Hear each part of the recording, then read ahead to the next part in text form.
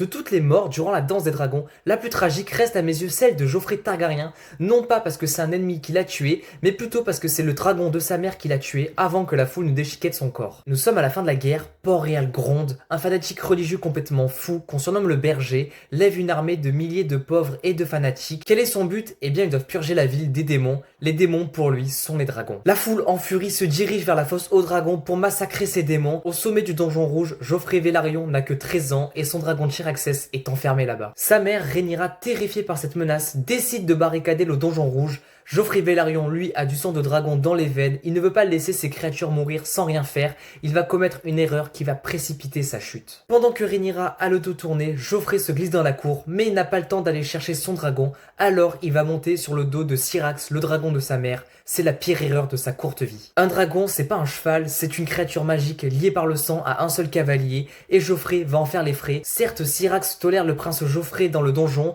mais dans les airs, au milieu des flèches, du chaos et des cris de la ville, le dragon panique. Syrax Thor s'agite furieusement pour éjecter ce cavalier inconnu qui essaie de la contrôler sans sel ni fouet. Du haut d'un balcon, Rhaenyra réalise ce qui se passe, elle supplie la foule de rattraper son fils au cas où il tombe. À plus de 60 mètres de hauteur, juste au-dessus du quartier misérable de Culpucier, Joffrey glisse et lâche prise. La chute est terrible, il s'écrase d'abord sur un toit à pente raide, il brise en des tuiles et ses os au passage, avant de faire une seconde chute qui l'achèvera, il est mort sur le coup. Si vous croyez que l'horreur s'arrête là, eh bien vous êtes bien naïf. La foule en furie se jette sur son corps pour le déchiqueter littéralement. Il lui tranche le pied pour lui voler ses bagues d'or. Un apprenti boucher commence même à scier le cou du prince pour remporter sa tête comme trophée, avant que la garde de Rhaenyra arrive à triple galop pour massacrer les pillards et récupérer ce qui reste de Joffrey.